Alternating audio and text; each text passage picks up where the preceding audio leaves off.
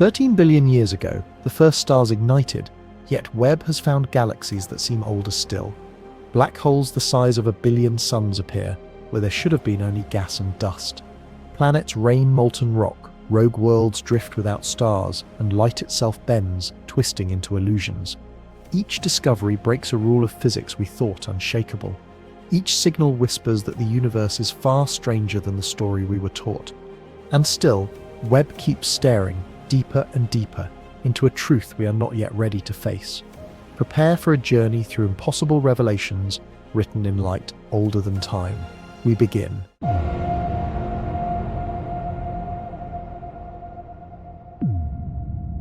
In the beginning, there was rhythm, the rhythm of expansion, steady as a breath drawn from the lungs of creation.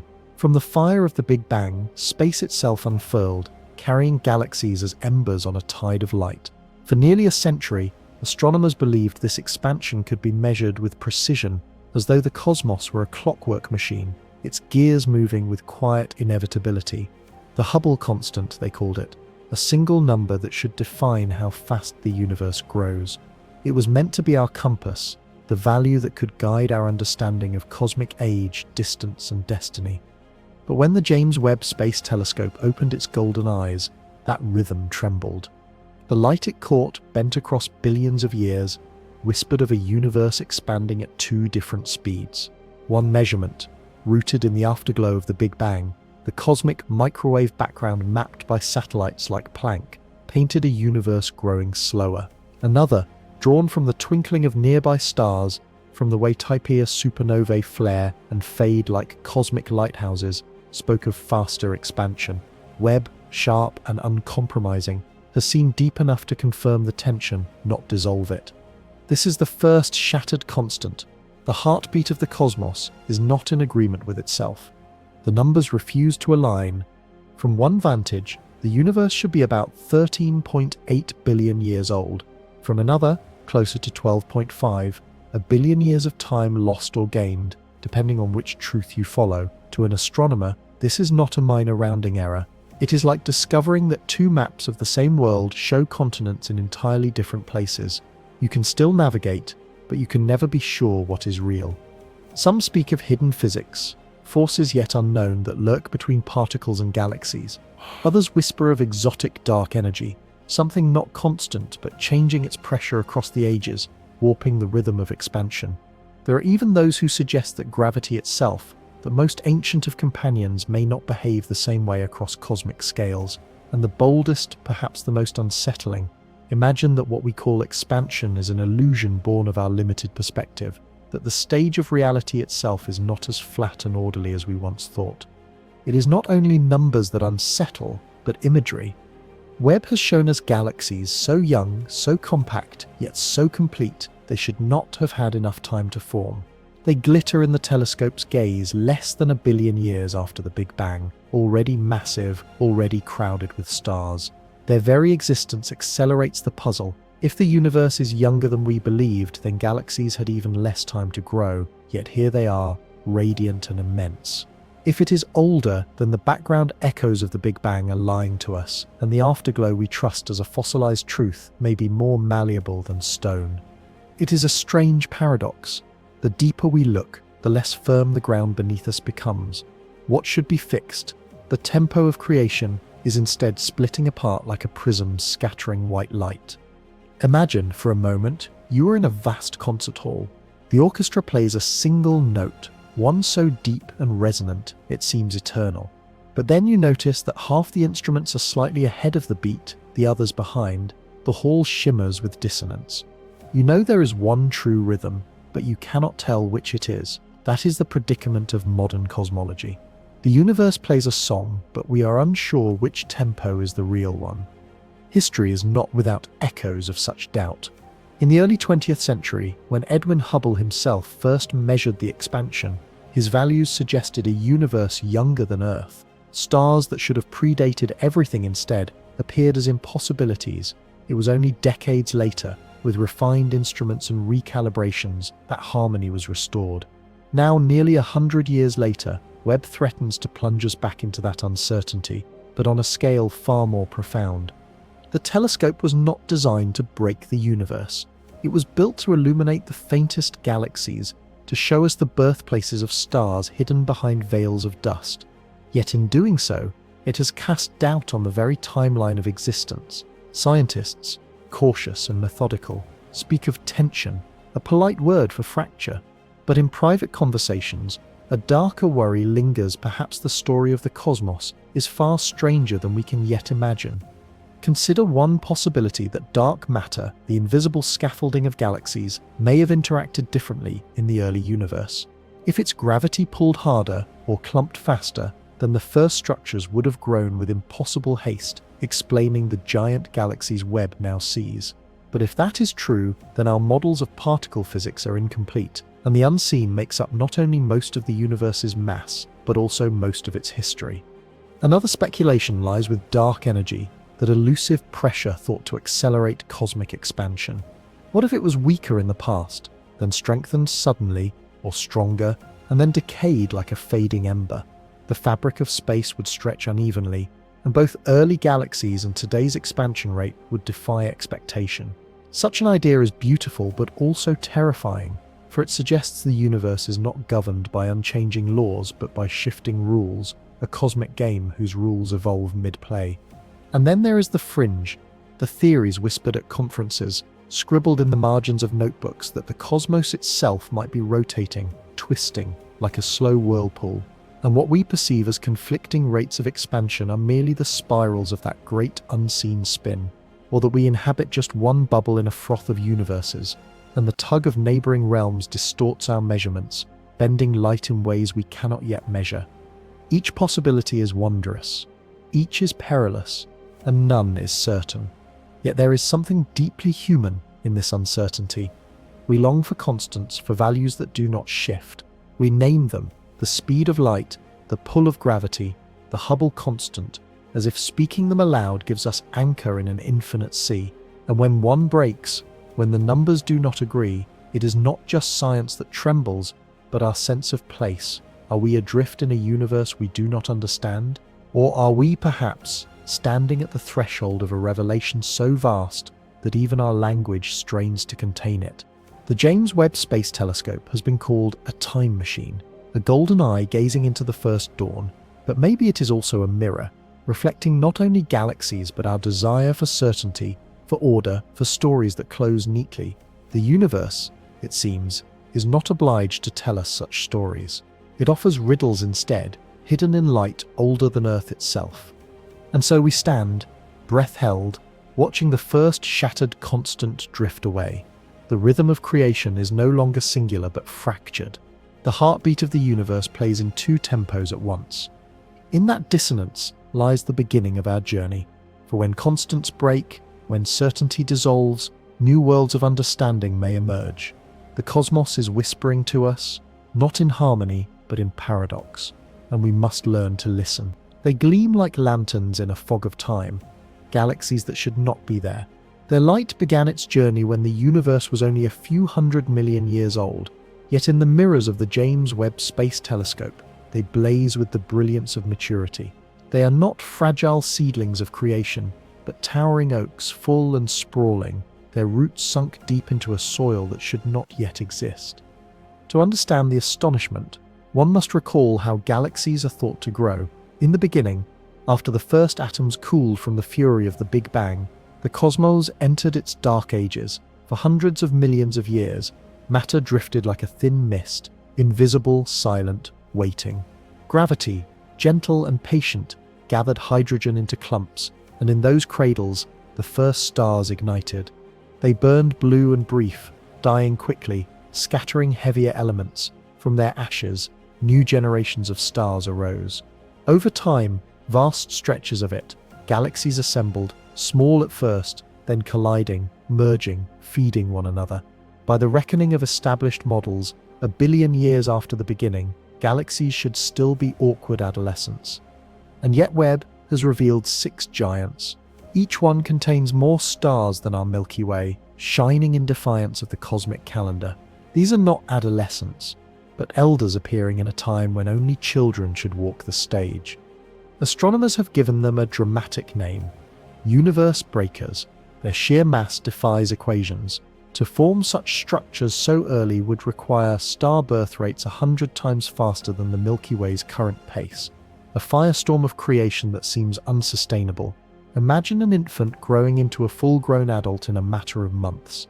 That is the scale of the impossibility before us. The first thought is error.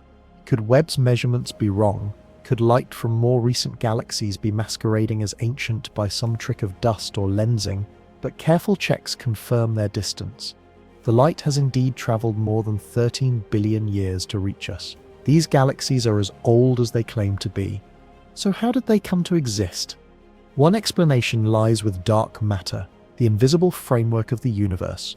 Perhaps it clumped more efficiently in the early cosmos, drawing gas into wells that fed stars at furious rates. In this vision, the unseen skeleton of reality is more aggressive than we realized, accelerating the birth of structure. Yet if this is true, then dark matter may not be as passive as we once thought. It may play an active shaping role, rewriting how galaxies grow. Another possibility points to the stars themselves. The first generation, known as Population 3, may have been larger and more violent than expected, burning bright and fast, fusing heavier elements in mere moments, and seeding the next generation with astonishing speed. Like a blaze that consumes a forest and fertilizes the soil for regrowth, these early titans could have catalyzed rapid evolution. But no such stars have yet been directly observed. Their existence remains a ghost in the equations. And then comes the unsettling option. Our timeline is flawed. Perhaps the universe is younger than we believe. If so, these galaxies had more time to grow, and the contradiction dissolves. But this path leads back to the shattered constant of expansion. If the timeline shifts, if the age of the universe is miscounted, then every anchor of cosmology drifts. Our universe may be stranger, shorter, or older than we imagine. These discoveries stir both awe and unease. On one hand, they show us creation at its most magnificent, colossal star cities blazing so soon after the dawn. On the other, they threaten to unravel the neat narrative we have built across decades. Theories polished and tested against data now hang in suspension, trembling under Webb's golden gaze. Picture standing at the base of a mountain. For centuries, you believed the peak lay hidden in the clouds, reachable only after a long climb. Yet suddenly, the mist parts, and you see not one peak, but a chain of summits already towering above you. The climb is not what you thought it was. The journey is far steeper, and the path more complicated. Astronomers are divided. Some insist these galaxies reveal unknown physics, new laws waiting to be discovered. Others argue that we have underestimated the creativity of the cosmos, that nature finds shortcuts we cannot yet conceive. A few even suggest that what we call galaxies may not be galaxies at all, but something else entirely, exotic structures masquerading in familiar shapes. Speculative whispers rise in quiet corners. Perhaps what Webb sees are fragments of other universes bleeding into ours, signals from beyond the cosmic horizon. Or perhaps black holes, ancient, primordial, seeded these galaxies from the start, accelerating their growth like hidden engines. Such ideas tread the line between science and myth, yet Webb forces them into conversation, for the ordinary explanations falter. And so we are left with an image. Vast, luminous cities of stars, burning in a time when the night should have been almost empty. Their light is soft now, stretched by expansion into the infrared, a glow captured delicately by Webb's mirrors. To us, they appear as faint smudges. To themselves, they were roaring furnaces, pouring brilliance into a young, restless universe. There is beauty in their defiance. They remind us that the universe is not bound by our expectations. We imagine sequences, ages, progressions, but creation, it seems, does not wait for permission. It leaps ahead, bold and reckless, scattering seeds where none should grow. And so the story bends. The early cosmos was not a quiet nursery, but a crowded, bustling city of giants. Galaxies gathered faster, burned hotter, and stood taller than we dared to predict. They force us to reimagine the first billion years not as a gentle dawn, but as a tempest of formation. Yet the question lingers, how? How did these galaxies cheat time? What engines drove their impossible growth? What truths lie buried in their ancient light, waiting for us to decipher? As Webb stares deeper, More of these anomalies emerge. Each one widens the rift between theory and observation. The universe seems to be telling us, "You do not yet understand me." And perhaps that is the true wonder, that even after centuries of gazing upward, after mapping stars and weighing galaxies, we are still children at the shore of an ocean, watching waves break against a horizon we cannot cross.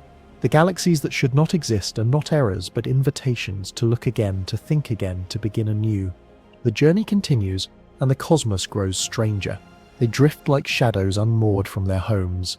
Titans stripped bare of the galaxies that should cradle them. The James Webb Space Telescope has revealed them with piercing clarity. Supermassive black holes, ancient and immense, wandering the early cosmos without the starry cities that normally surround such monsters.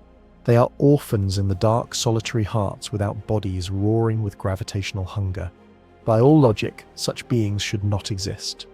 A black hole of millions, even billions, of solar masses is usually the beating core of a galaxy. Stars swirl around it like dancers, gas spirals inward in luminous disks, and the balance between gravity and light becomes a spectacle written across billions of light years. The idea that such colossal engines could exist without their galactic host is like finding a heart beating on its own, detached from a body yet pulsing with furious vitality. Astronomers gave one of the most striking examples a haunting nickname, Cuson, sometimes pronounced Cuson. This behemoth appeared less than 600 million years after the Big Bang. It should have been impossible. To form a supermassive black hole that early requires a chain of events we do not yet understand. The standard pathways, the deaths of massive stars, gradual accretion of gas, slow mergers, simply cannot account for such speed. The math refuses to balance. Some suggest these naked titans are primordial black holes, relics not of collapsed stars but of the universe's first heartbeat. If matter clumped unevenly in the earliest seconds, dense knots may have collapsed directly into black holes before stars or galaxies were even born. These primordial giants would predate everything else, silent seeds planted in the very soil of reality. They could drift through time like ancient fossils, growing only stronger as gas and dust fell into their waiting mouths. It is a seductive hypothesis. If true, it would mean that black holes are not byproducts of galaxies, but perhaps their architects. Galaxies would not form first and then nurture black holes, but the reverse. Black holes would act as gravitational wells, sculpting matter into spirals and disks around them, shaping the very cities of stars. In this vision, the cosmos is not built from the small upward, but from the immense downward. And yet the idea raises terrifying possibilities. If black holes could form spontaneously in the chaos of the Big Bang, then countless such relics may still wander unseen, scattered across the cosmos. Silent predators that have been drifting for over 13 billion years. Some may weigh only as much as mountains, others as much as galaxies. Invisible, undetectable, unless they cross our path, they may be part of the very dark matter scaffolding that shapes the universe. We live in their shadow without knowing it.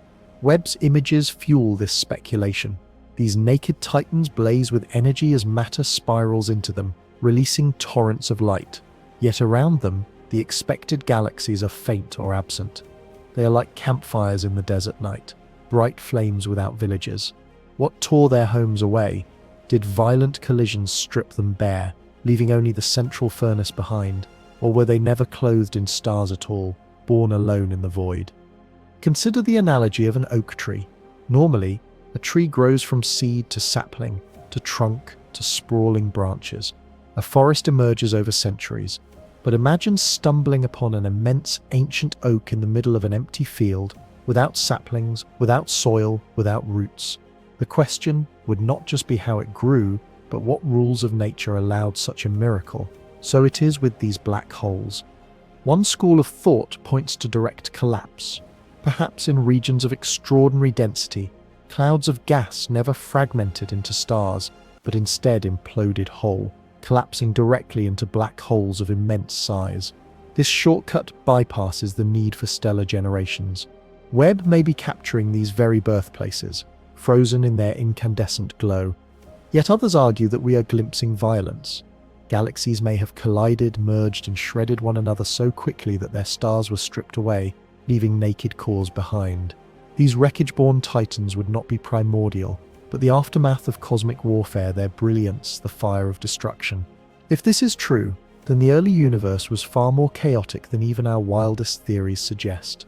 The implications reach deep. If primordial or direct collapse black holes seeded galaxies, then the narrative of cosmic history must be rewritten. Black holes would not be latecomers to the story of creation, but its opening characters. They would be the first sculptors, shaping space before light had fully broken the dark. And still, mystery thickens. Why do some of these naked titans shine so fiercely, while others lurk in silence? Why do some appear paired, as if even these solitary wanderers find companions? Webb sensitivity has revealed hints of binary black holes orbiting each other, vast gravitational duets playing in the night. Their collisions, when they come, will ripple the fabric of space-time with gravitational waves more powerful than anything we can imagine. Even here, debates flare. Some astrophysicists caution restraint. Perhaps faint galaxies are present, but hidden from our current view, veiled by dust or faint beyond Webb's reach. In time, deeper observations may reveal stellar hosts around these giants, but even this conservative view does not dissolve the enigma of their early appearance. How did they become so massive, so fast? How did gravity spin such titans from the thin fabric of a newborn cosmos? Speculation grows wilder at the edges. Could these be echoes of collapsed dimensions, remnants of higher-order spaces folded into ours, or are they scars in space-time itself? Wounds left by processes from before the Big Bang, visible now as gravitational beacons. Such ideas stretch science toward philosophy, yet they reveal the depth of the puzzle. Webb has forced us to ask questions once reserved for thought experiments. For now, we can only describe them with awe. Naked titans, roaring in silence, their disks of gas glowing brighter than their absent galaxies. They are symbols of the universe's indifference to our expectations, reminders that nature is under no obligation to make sense. Their presence rewrites our maps, demands new physics, and whispers of truths we have not yet earned. In the end, perhaps the most haunting thought is this: we are not simply watching black holes, we may be seeing the first architects of the cosmos. The universe may have begun not with gentle stars kindling in the dark, but with monstrous hearts devouring everything in reach, shaping galaxies in their wake. And as Webb peers deeper, more of these wanderers emerge. The early cosmos begins to look less like a nursery and more like a battlefield littered with titans unbound, carving reality with gravity. In their solitude, they speak of origins. In their brilliance, they warn of mysteries yet to come. Two galaxies drift toward one another across the black canvas of space. From our vantage, their delicate spirals appear to kiss, arms intertwining in slow motion. Yet this is not a gentle dance. It is violence drawn out over millions of years. Rivers of gas flung into space, stars hurled like sparks, and deep in their hearts, collisions that forge something far stranger than the sum of their parts. The James Webb Space Telescope has caught glimpses of such encounters in the earliest epochs of the cosmos. At times when galaxies should still have been fledgling, uncertain collections of stars, Webb instead reveals titanic mergers, structures smashing together with reckless abandon. And within the chaos of these collisions, something profound may occur, the birth of black holes not through the slow deaths of stars, but in a single catastrophic plunge. They are called direct collapse black holes. Unlike the usual path, where massive stars burn, collapse, and leave behind small seeds that grow over billions of years, direct collapse skips the middle steps entirely. Imagine a cloud of gas so massive, so dense that it cannot form stars at all. Gravity overwhelms it, pulling the entire cloud into a single collapse. The result is a black hole weighing hundreds of thousands, even millions of suns, formed in an instant compared to the cosmic calendar. Webb's discovery of galaxies caught mid-collision suggests that these violent unions may have been breeding grounds for such shortcuts. When two young galaxies collide, their gas flows like rivers crashing into one another, compressing into torrents dense enough to fall directly into the maw of gravity. These conditions, fleeting and extreme, could explain how the universe produced massive black holes so early, without time for generations of stars to live and die. The Infinity Galaxy is one emblem of this mystery. Observed through Webb's golden eye, It seems to ripple with streams of matter spiraling into luminous knots. Astronomers suspect that within these knots, direct collapse black holes may have been born, bypassing aeons of gradual growth. The nickname, infinity, reflects both the symbol traced by its colliding arms and the boundless implications of what it represents. If direct collapse is real, it reshapes our understanding of cosmic history. Black holes are not merely the end states of stars, but engines that drive creation itself. They may appear suddenly, almost explosively, and in doing so, carve out the first great anchors of structure. Galaxies could then form around them, drawn into their gravitational embrace like moths circling flames. The universe's architecture, once thought to emerge slowly, might have been shaped in bursts of cataclysmic violence. But not all agree. Some scientists argue that Webb's images could be illusions, overlapping galaxies masquerading as mergers, distorted by lensing. Others suggest that the gas flows we interpret as collapse might simply fuel rapid starbursts, not black holes. The debate is fierce, for at stake is nothing less than the origin story of the cosmos.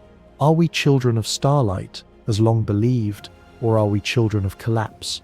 Are galaxies born not of stars but of shadows? Even as the data pours in, imagination surges. If galaxies can give birth to black holes through direct collapse, might the reverse also be true? That black holes themselves seeded galaxies?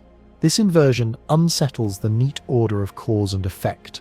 It suggests that the monsters we thought of as byproducts may be the primordial architects, shaping the cosmic web from the very beginning.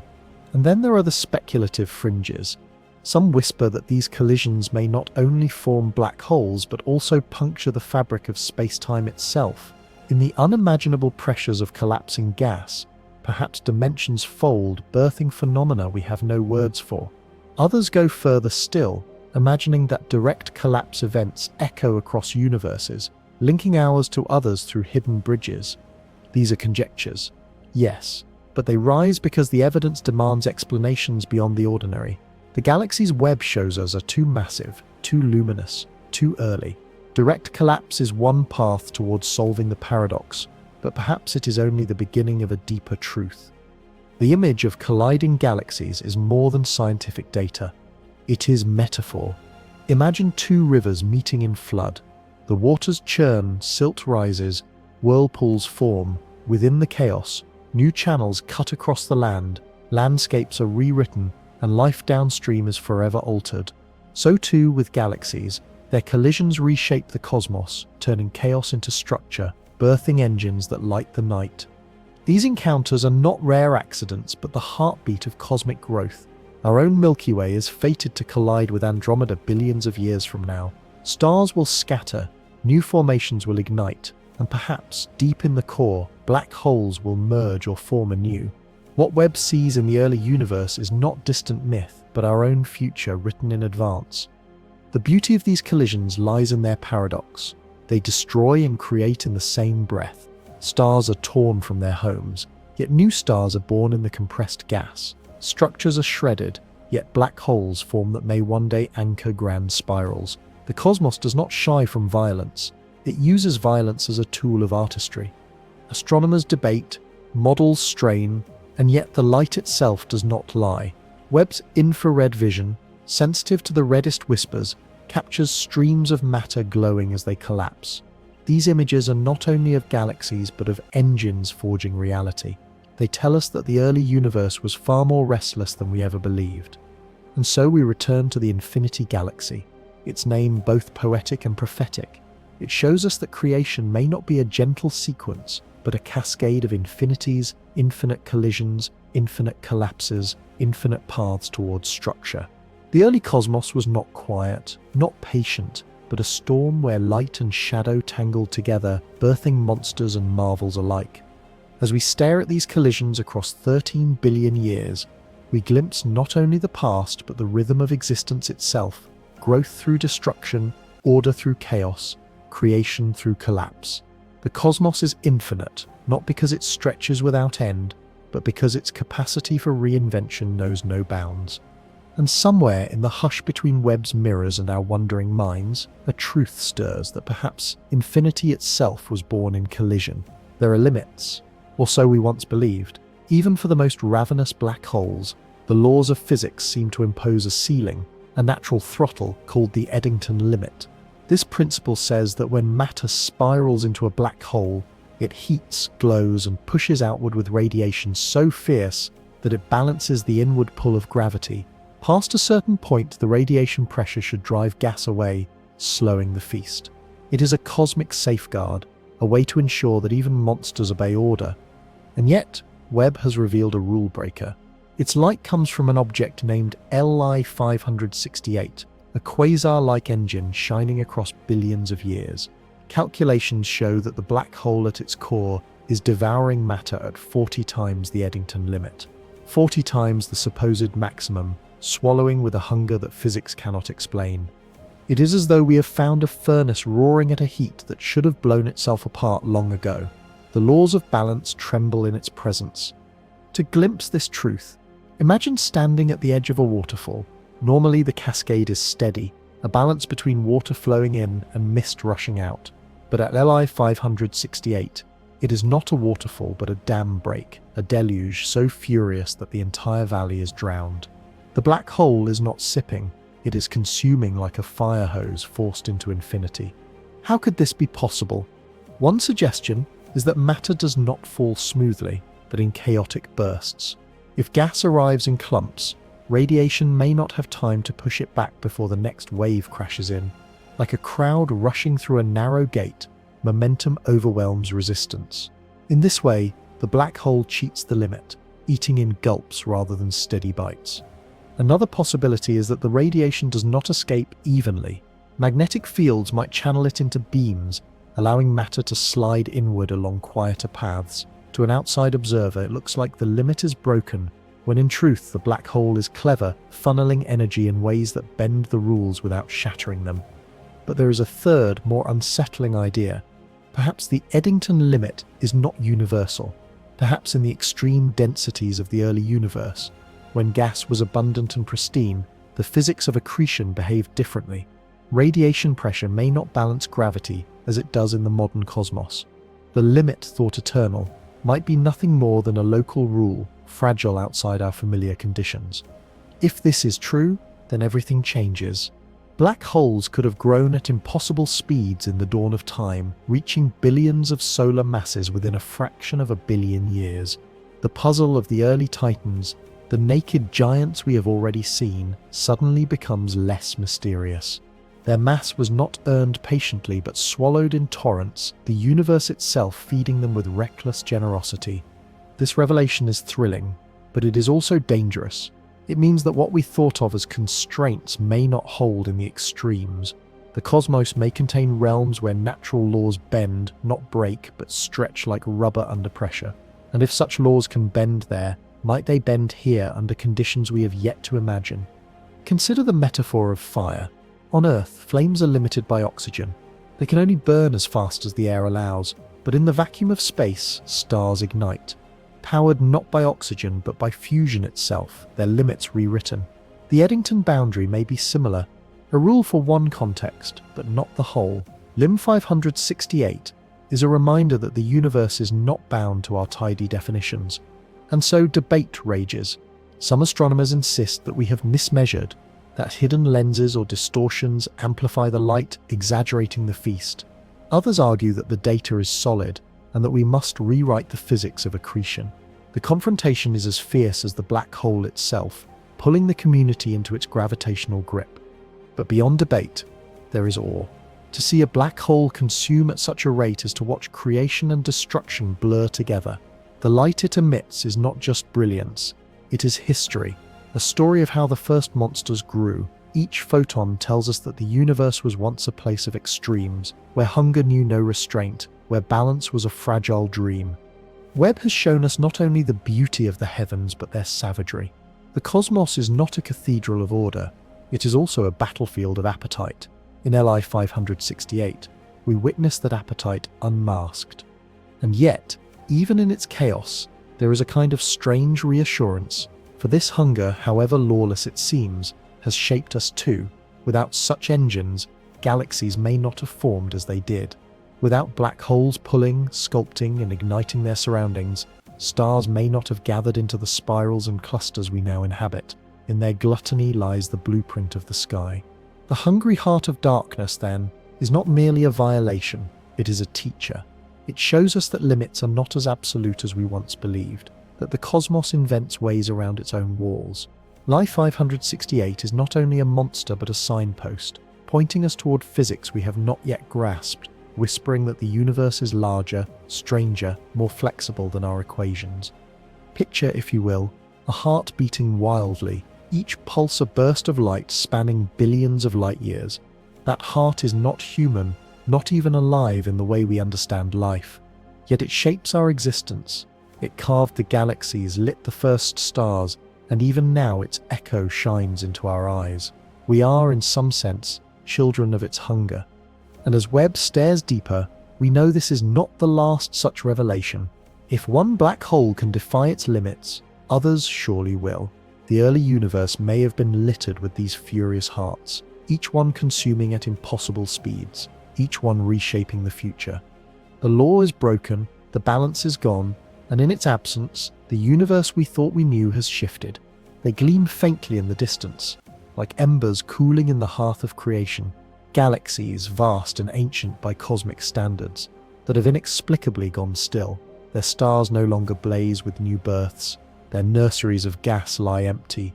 Their once busy furnaces of light are silent. The James Webb Space Telescope has uncovered them in the early universe, a time when everything should have been aflame with activity. And yet, here they are, galaxies that have, impossibly, already gone dark. Astronomers call them sleeping beauties. It is a name both poetic and haunting, for they rest not in peace but in mystery. These galaxies are massive, heavy with the weight of countless suns, yet their fires were extinguished within the first billion years of time. By every model we know, they should still be roaring with star formation. Instead, they slumber in the void, quiet long before their story should have ended. To grasp the strangeness, we must recall how galaxies grow. In their youth, galaxies are gluttonous. Cold hydrogen gas flows into their centers, fueling starbirth at frantic rates. Webb has already shown us that some galaxies grew at impossible speeds, becoming giants almost overnight. But starbirth consumes fuel. A galaxy that burns too fast may drain itself dry, leaving nothing to sustain its future. Did the Sleeping Beauties simply feast too greedily, using up their reservoirs of gas before their time? Perhaps. And yet, the numbers strain. Even at accelerated rates, the sheer mass of these galaxies implies fuel enough for longer lifetimes. Their silence is too sudden, too final, as though some invisible hand closed their throats. One possible culprit is feedback, the violent pushback of their own central black holes. When a supermassive black hole feeds, it does not only swallow, it also spits energy outward. Jets of plasma can blaze for millions of light years, heating the gas around the galaxy, driving it away. If the central monster roared too loudly, it may have suffocated its host, halting starbirth in an act of cosmic self-destruction. Imagine a fire that grows so fierce it consumes its own fuel, leaving only ash. Another possibility is environment. These galaxies may have formed in dense neighborhoods of the cosmic web, colliding and merging with neighbors until their reservoirs of cold gas were shredded. In the violence, what should have been food for stars was flung into intergalactic space, leaving the survivors bloated but barren. Their brilliance became their undoing, their mass a weight too heavy for sustenance. And then there are whispers of stranger explanations. Could exotic physics, unknown to us, have altered the cooling of gas in these regions, preventing hydrogen from collapsing into stars? Might dark matter itself play a role, its invisible hand shaping not just the growth of galaxies, but their sudden deaths? These are questions without answers, shadows at the edge of theory. The image of a sleeping beauty galaxy is eerie. To Webb they appear as crimson smudges, their light stretched by time. They glow not with the fierce blue of newborn stars, but with the softer tones of aging populations. To the eye of the telescope, they are relics, still luminous yet lacking the sparkle of life. It is as if the cosmos itself painted portraits of galaxies in repose, their stories unfinished but paused forever. The metaphor extends. Imagine a bustling city, streets filled with movement, windows bright with firelight. Then, suddenly, silence. The lamps go out, the market's empty, the air grows still, the city stands intact. Its towers tall, its avenues broad, yet no one walks them. That is the Sleeping Beauty, a cosmic metropolis whose citizens the stars no longer multiply. The discovery unsettles because it challenges the timeline of cosmic maturity. We believed galaxies aged slowly, that their decline came only after long epochs. To find quiescence so soon after the Big Bang is to discover elders in the nursery, old souls among the newborn. It bends the narrative of cosmic evolution, suggesting that the universe has many more paths to silence than we once imagined. Some astronomers wonder if these galaxies might awaken again. Perhaps they are not dead but dormant, waiting for new streams of gas to flow in along filaments of the cosmic web. In time they could flare back to life, their star birth rekindled. If so, the metaphor of the Sleeping Beauty becomes literal, a slumber, not a death, awaiting only a kiss of fuel to rise once more. But for now they remain quiet, their silence echoing across billions of years. Speculation grows stranger still at the edges. Could these galaxies represent failed universes within ours? Pockets of space-time where conditions briefly flourished and then collapsed into stillness? Or might their sudden death hint at hidden interactions, forces beyond the standard model, turning off the switch of starbirth with a subtle hand? For now, Webb gives us only the images, not the reasons. Yet even those images hold power. They remind us that the cosmos is not a single narrative, but a library of countless stories, each one playing out differently. Some galaxies blaze with hunger, others collapse into black holes, still others burn bright and then fall quiet. The variety is staggering, the creativity of the universe endless. There is perhaps a human resonance in these discoveries. We too think of lifespans, of growth, maturity, and decline. We imagine a steady rhythm to life, as to galaxies, but the Sleeping Beauties remind us that endings can come early, that silence may fall without warning. They are cosmic elegies, reminding us that permanence is an illusion, even among the stars. And yet, there is also beauty in their stillness. In the silence of these galaxies, we glimpse a kind of peace. Not every story must be fiery to matter. Some are written in quiet, in pause, in the absence of motion. The Sleeping Beauties of the void are not failures. They are simply different expressions of existence, proof that the universe contains not only violence and hunger, but also rest. Webb continues to uncover more of them, scattered across the young universe like tombstones or like seeds, depending on how we choose to see them. Each one deepens the mystery. Each one presses us to reconsider what it means for a galaxy to live. And so, as we drift from the hungry hearts to the silent giants, the cosmos reveals yet another paradox, that life and death, creation and cessation, blaze and silence can coexist in the very first moments of time. They sleep, these galaxies suspended in the darkness. Whether they dream, we cannot know, but their stillness is a reminder that even in a universe born of fire, there are places where the flames go out and the beauty of silence reigns. At first they seemed like nothing at all, faint specks in the endless canvas, hardly more than smudges of crimson in Webb's sensitive eye. And yet when astronomers measured them, they found something extraordinary. These were not simple stars, nor galaxies we could classify, nor quasars as we had come to know them. They were something else, luminous, compact, ancient, and altogether unfamiliar, hundreds of them. A new population of cosmic enigmas, quickly dubbed the little red dots. To call them small is misleading. Their light travelled more than 13 billion years to reach us. Each one shines with energy that defies easy explanation, but their appearance is deceptively modest, tiny points in the vast sea of Webb's images. Like grains of glowing sand scattered on black glass, they seem too simple to carry such weight, and yet they may represent an entirely new category of cosmic object. Their redness is not only the product of distance. Yes, their light has been stretched by expansion, its waves elongated into the infrared, but their spectra suggest something more, immense heat shrouded in dust, or masses so compact that even their glow emerges strangled. They are luminous yet cloaked, brilliant yet subdued. Their profiles do not match the fingerprints of stars or galaxies we understand. What could they be? Some researchers propose that the little red dots are early black holes shrouded in gas and blazing as matter spirals inward. If true, then Webb has uncovered not just a handful but a vast population of accreting monsters in the dawn of time. These black holes would be among the earliest, perhaps the primordial seeds from which galaxies later grew. Their small, point-like appearance would make sense: concentrated, dense, emitting ferocious light from compact accretion disks, rather than sprawling star systems. Others argue for another possibility, that these dots are hypercompact galaxies, so small and efficient that their stars are packed into volumes a fraction of the Milky Way's size, yet radiating with astonishing intensity. Imagine a city compressed into a single tower, every window burning with light. Such galaxies would challenge our models of structure formation, suggesting that matter could clump into tight knots almost immediately after the Big Bang. Still others lean toward the speculative. Could they be exotic remnants of processes we have not yet named? Perhaps collapsed star clusters of a type no longer found in the modern universe. Perhaps echoes of dark matter interactions, glowing indirectly, or, in the most daring whispers, signals from realms beyond. Objects that are neither entirely within our universe nor entirely outside it, straddling a threshold we do not yet perceive.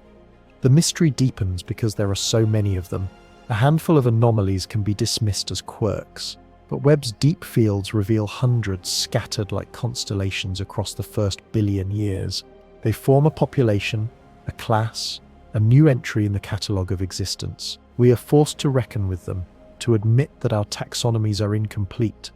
The strangeness of the little red dots has not gone unnoticed in the language of scientists. Normally cautious, astronomers have called them unexpected, unprecedented, even disturbing. These are not words chosen lightly. They signal that we have stumbled onto terrain where theory offers no guide, where data pulls us into uncharted realms. And so the debates rise. If they are black holes, then the question becomes, how did so many form so quickly? What seeded them? How did they feed in such abundance scattered across the sky? If they are compact galaxies, then what forced matter to assemble so tightly, resisting the natural spread of expansion? If they are neither, then we are left with silence, with the acknowledgement that sometimes the universe presents us with puzzles before it gives us tools to solve them. To imagine their reality, picture standing in the early cosmos. The universe is only a few 100 million years old. Darkness still clings to vast stretches, broken only by the first stars, and then, scattered here and there, you see them brilliant crimson beacons, compact, fierce, outshining their surroundings like fires in a barren night. They are too bright for their size, too numerous for their time, too strange for their category. They are the little red dots, and they should not be here, but they are. There is poetry in their defiance. These dots are reminders that simplicity can cloak depth, that what looks like a fleck of light may contain mysteries vast enough to reshape our understanding. They whisper that the universe is not finished surprising us, not even close. Speculation drifts, as it always does, toward the fringe. Could these dots be evidence of primordial structures, condensations of matter from before inflation smoothed the cosmos? Could they be windows into new physics, phenomena that operate only under the extreme densities of the first billion years? Some even muse cautiously, quietly, that they may be artificial, though such notions remain on the edge of imagination rather than science. Still, the fact that Webb's discoveries stretch us so far is itself revealing the cosmos has widened the field of possible thought. In time, Webb will probe them more deeply. Spectra will refine their compositions, reveal the elements in their light, show whether they are feeding black holes or dense starbursts. But even now, they are invaluable. For in their simple, stubborn presence, they prove that our models are provisional, our maps incomplete. Perhaps the most haunting aspect is their ordinariness in the images. They do not scream for attention, they do not blaze like quasars or spiral grandly like galaxies. They are small, subtle, modest points, and yet they carry with them revolutions in thought. The cosmos does not always reveal its deepest mysteries in grandeur. Sometimes it whispers them, quietly, in dots that most would overlook. The little red dots are overlooked no longer. They stand as sentinels of mystery, scattered across the ancient night, challenging us to see beyond categories, beyond expectation. They are symbols of the unknown, and remind us that even now, when our instruments can see almost to the edge of time, the universe still finds ways to astonish us. And as we continue, as Webb's mirrors gather more ancient light, we are left with the unmistakable impression the cosmos is not a solved equation, but a living riddle. Every answer births new questions, every discovery opens new abysses. The little red dots are only the beginning, a signpost pointing toward deeper, stranger truths waiting in the dark. In the Orion Nebula, where newborn stars ignite in clouds of fire and dust, Webb has seen something that shakes the foundations of planetary science. Drifting through the gas and glow are pairs of planets, Jupiter-sized, massive, undeniable, and yet they orbit no star. They float free, unmoored, wanderers in the cosmic dark. Astronomers have named them Jupiter mass binary objects, or jumbos, though the name carries none of the astonishment their existence deserves. For decades, the story of planets was simple. They form in the cradles of stars within protoplanetary disks of dust and gas. The star's gravity pulls the material into orbit. Collisions build pebbles into boulders, boulders into worlds, and soon the family of planets circles their sun like children around a hearth. That story was neat, orderly, satisfying. But these jumbos reject the story entirely. They have no sun, no hearth. They wander in pairs, bound only to each other, like dancers adrift in an infinite ballroom. They are dark worlds, their skies without sunrise or sunset, their nights eternal. If they have moons, those moons circle endlessly in shadow. If they have atmospheres, they are lit not by daylight, but only by the pale, distant wash of starlight scattered from millions of light years away. How did they come to be? One possibility is violence. Perhaps these worlds were once children of stars born in disks like our own planets. But in the crowded nursery of Orion, gravitational battles may have flung them outward. Stars tug at one another, young systems collide, and weaker worlds are ejected into the night. Some may drift alone, but in rare cases pairs may be cast out together, clinging to each other in exile. In this vision, jumbos are cosmic orphans, flung from their homes, surviving only by mutual bond. Another possibility is more radical. Perhaps they never had suns at all. Maybe, under the right conditions, gas clouds collapsed directly into planet-sized masses without ever igniting fusion at their core. In this scenario, the jumbos are primordial, born free, siblings not to stars but to one another, drifting through space from their first breath. If true, it challenges our very definition of a planet. For what is a planet if it does not orbit a star? Are they failed stars, sub-brown dwarfs, or must we invent a new category for these wanderers? The questions deepen. How common are they? Webb's sensitivity revealed dozens in just one patch of Orion. If that pattern holds across the galaxy, then there may be billions, perhaps even more free-floating worlds than stars themselves. A staggering thought. The Milky Way might be a galaxy not of suns, but of dark, wandering planets hidden between them. Some of these worlds may still carry heat from their formation, glowing faintly in the infrared. Webb's instruments catch these whispers, seeing not light reflected from a sun but warmth radiated from within. On some, atmospheres may churn, clouds forming without ever seeing daylight.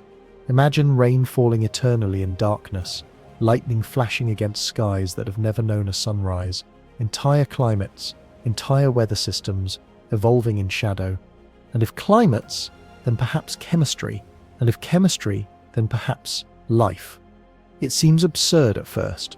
How could life exist without a star? Yet even here on Earth, there are creatures that thrive in the abyss of the oceans, where sunlight never reaches. They huddle near hydrothermal vents, drawing energy not from light but from the heat of the planet itself. If Earth were cast adrift, its oceans sealed by ice, such creatures might still endure, living in the warmth of the mantle. Might jumbos host similar refuges?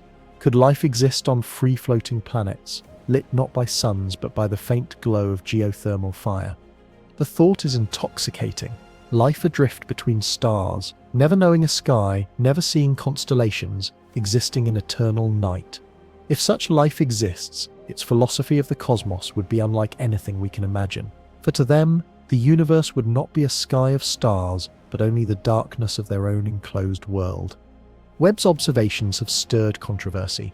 Some astronomers argue that many jumbos may in fact be faint stars too small to ignite strongly, their light misinterpreted. Others suggest that gravitational mirages may exaggerate their numbers, but the evidence grows, and with it, the realization that these free worlds are real. They are not accidents of vision, but actors in the grand play of the cosmos. The metaphor is rich.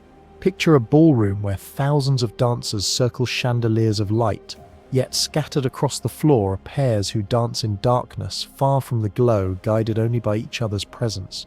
They do not need the chandeliers to move, they create their own rhythm, their own orbit. That is the jumbo, partners in exile, graceful even in isolation. Speculation, as always, stretches further. Could these wandering pairs carry traces of ancient systems? Moons that once saw light before exile? Could they drift through the galaxy carrying oceans, atmospheres, even seeds of life, spreading them like spores across the void? In this vision, jumbos become cosmic arcs, bearing possibilities from star to star, silent carriers of potential across billions of years. Even more provocatively, some astronomers wonder if these objects could account for a portion of the dark matter we seek.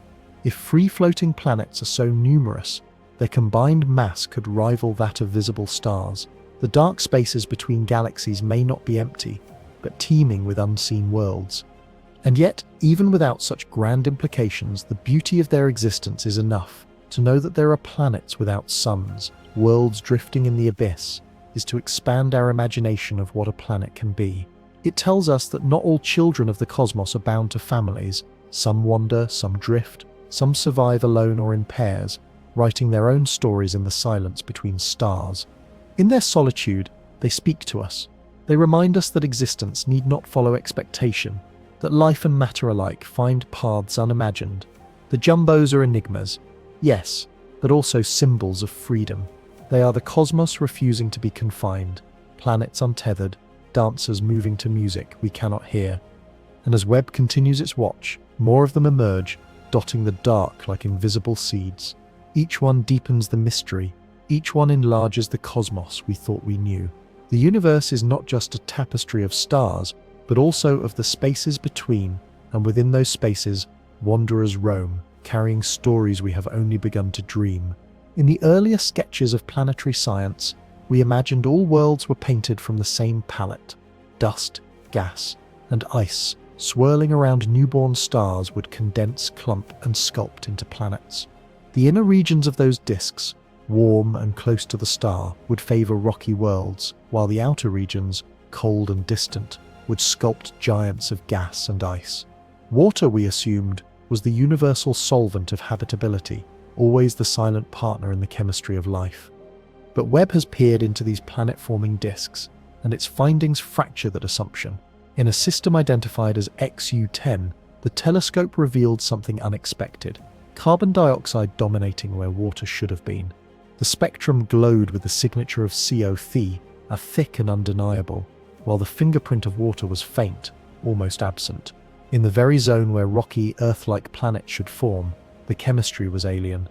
It is a quiet but profound shock. If chemistry is destiny, then such a world's destiny is nothing like ours. Without water in abundance, the familiar cycle of oceans, clouds, and rain would never take root. Instead, the planet might emerge shrouded in dense ice, a greenhouse world even more extreme than Venus, its skies suffocating, its seas, if they exist at all, boiling or absent. To us, life clings to water as a foundation. In these disks, the foundation may be something else entirely. The implications ripple outward. If planetary nurseries across the cosmos vary so wildly in chemistry, then the diversity of worlds may be far greater than we ever dreamed.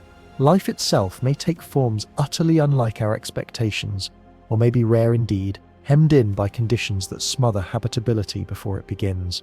Scientists puzzle over the origins of this strange chemistry. Why would CO dominate so completely? Perhaps the disk has been blasted by radiation from its star, stripping away lighter molecules like water vapor and leaving heavier gases behind. Or perhaps it formed in an environment already enriched with carbon dioxide, seeded by ancient supernovae or collisions that spewed carbon-rich dust into space. Another possibility is timing. Water may not yet have condensed in visible quantities, It could be lurking deeper, hidden from Webb's view, waiting to emerge later in the planet's growth.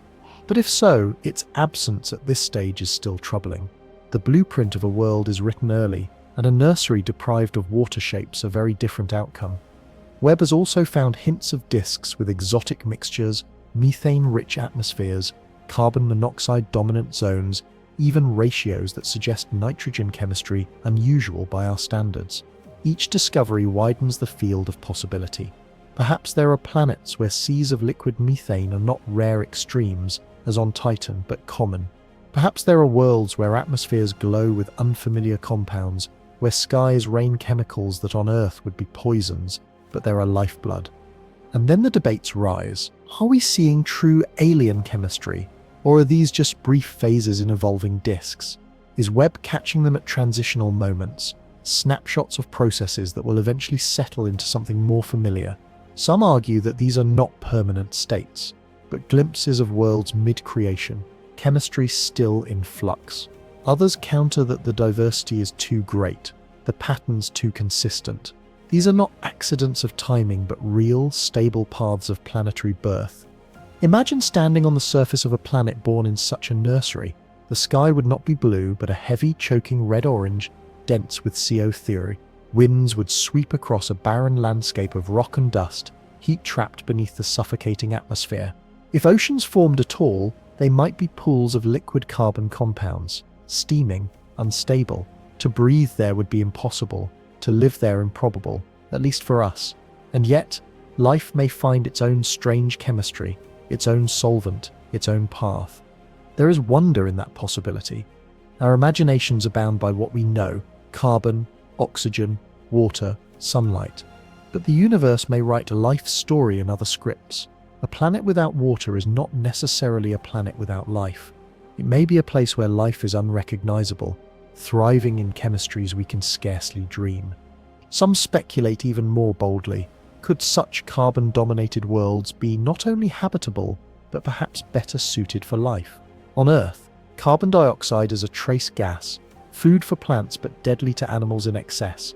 In these worlds, perhaps life evolved to drink it in abundance, to use CO2s as the foundation of energy instead of oxygen.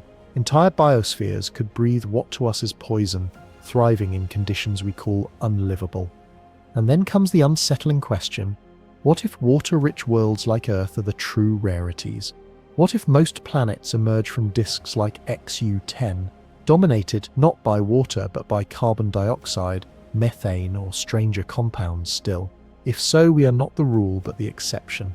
Our oceans, our rains, our rivers may be cosmic oddities, rare jewels in a universe of suffocating skies. The metaphor deepens. We have long thought of the universe as a garden, with stars as soil and planets as flowers. But Webb shows us that not every garden grows roses. Some bloom with thorns, others with alien blossoms whose scents we cannot imagine. Diversity is the rule, uniformity the illusion. Still, debates burn. Some astronomers urge caution, pointing out that spectra can mislead, that overlapping signals of gas and dust can mimic abundance or absence.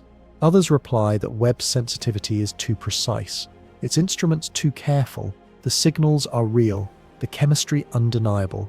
Only more data will tell, but the mystery remains, pulsing like a heartbeat in the background of discovery. Speculation stretches into philosophy.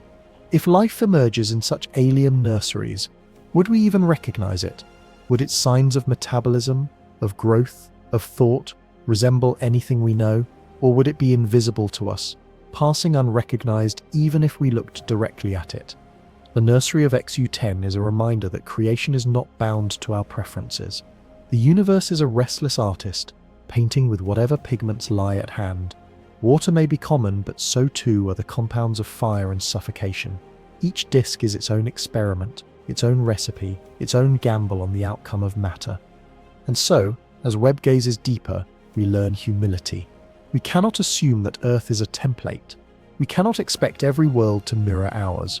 The cosmos does not repeat itself endlessly, but improvises, trying variations, exploring paths. Some yield oceans and skies, others deserts and toxins, and each is beautiful, each a note in the great song of creation.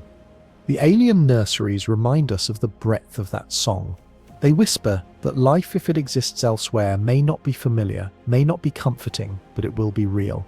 It will be born of its environment, shaped by chemistries we do not yet understand. And in its strangeness, it will expand the meaning of what it is to be alive. It circles its star like a moth bound to a flame, doomed to an orbit so tight that day and night have frozen into absolutes. On one hemisphere, the sun never sets, its glare eternal, its fire unrelenting. On the other, darkness reigns without reprieve, a night so endless it swallows all hope of dawn.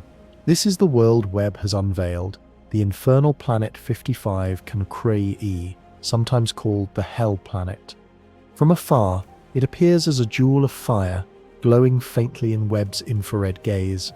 But closer inspection reveals its nature, a tidally locked super-Earth, twice the size of our world, its dayside surface heated to more than 4,000 degrees Fahrenheit. Rock itself cannot endure such punishment. Mountains and plains would melt into seas of magma, bubbling and churning beneath skies that shimmer with vaporized stone. It is a world where the crust itself is a liquid ocean, and rain is not water but droplets of molten rock falling back to the fire. Yet the true astonishment lies not in its heat, but in its persistence. Against all expectation, 55 Cancri has retained a thick atmosphere. Webb detected its fingerprints, carbon monoxide, carbon dioxide, even hints of other volatile gases swirling above the molten ground. By every model, the atmosphere should have been stripped away long ago, blasted into space by the star's fury, and yet it clings on, replenished perhaps by the very planet itself, which outgasses in torrents, exhaling its molten breath into the skies. Imagine standing on that surface. Though no suit could shield you, no body could endure, the air would be dense and shimmering, a suffocating veil of poison. The horizon would ripple with heat, the ground shifting and boiling like tar underfoot. Above, the star would loom vast and immovable, locked overhead, never moving, never softening. The concept of time itself would fracture. No dawn, no dusk, only eternal day or eternal night. The night side, though spared the furnace, is no haven. In the absence of direct starlight, it freezes to unimaginable cold, an airless abyss where temperatures plummet, winds scream, and ice of exotic compounds may form, only to sublimate and rush toward the infernal dayside. This circulation may be what keeps the atmosphere alive, a planet's own balance between fire and frost, destruction and preservation. Theories multiply. Some suggest the atmosphere is continuously rebuilt, belched from volcanic vents that span the molten surface. Others argue that the entire planet is a churning ocean of magma, its waves and currents releasing gases in endless cycles. In this view, the atmosphere is not a relic but a living process, born anew each moment from the boiling sea below. But the puzzle remains: how long can such a world endure? Will its atmosphere eventually be stripped away, leaving only a naked magma ball, or has it achieved some strange equilibrium, able to exist indefinitely as a furnace wrapped in vapor? Speculation stretches further. Some astronomers have proposed that 55 Cancri E may once have been an entirely different kind of world. Perhaps it was a gas giant, stripped of its outer layers by its star, leaving only the dense rocky core behind. If so, then what we see today is not simply a planet, but the skeleton of a world, laid bare, glowing with the fires of its own destruction. Others imagine that deep beneath the magma ocean, under crushing pressures, exotic crystals of carbon may have formed, vast layers of diamond stretching across the mantle. If true, then this world of fire may also be a world of jewels, a planet whose beauty is born of torment. The Hell Planet fascinates, not only for what it is, but for what it represents. It is a reminder that planets are not static, gentle spheres, but dynamic, violent, evolving bodies. They are sculpted by gravity and heat, shredded by their stars, reshaped by tides. Our own Earth is temperate and calm only by rare grace. In the broader universe, extremes are the rule. And there is, paradoxically, a kind of beauty in its horror. To watch 55 Cancri is to glimpse the raw power of planetary physics laid bare. It is a laboratory of extremes, a natural experiment that shows us what happens when matter is pushed to its limits. Its skies of vaporized rock, its magma seas, its eternal day and eternal night, All are lessons in the boundless creativity of the cosmos. For scientists, the planet is more than curiosity. Its survival challenges our models of atmospheres, forcing us to refine our understanding of how gases interact with molten surfaces and relentless starlight. It may even shed light on the fate of our own Earth, billions of years from now when the sun swells into a red giant. In that distant future, Earth too may boil, its rocks vaporized, its skies thick with poison.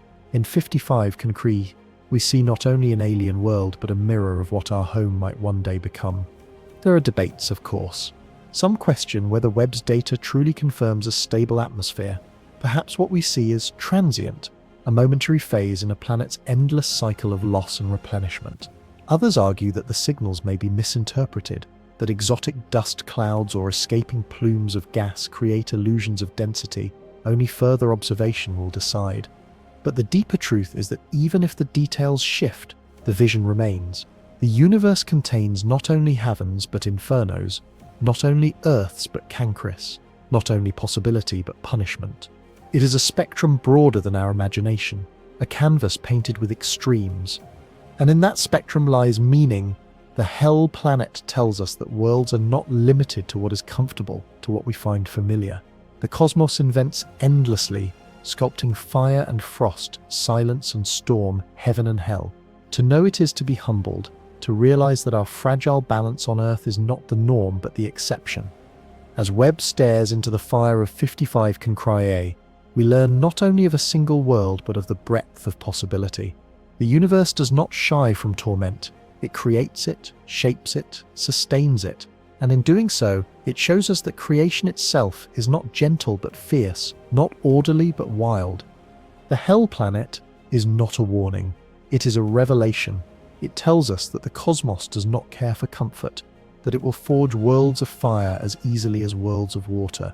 It tells us that existence itself is broader than we can imagine, and in its eternal day, its boiling seas, its skies of stone, it tells us that even in torment there is wonder.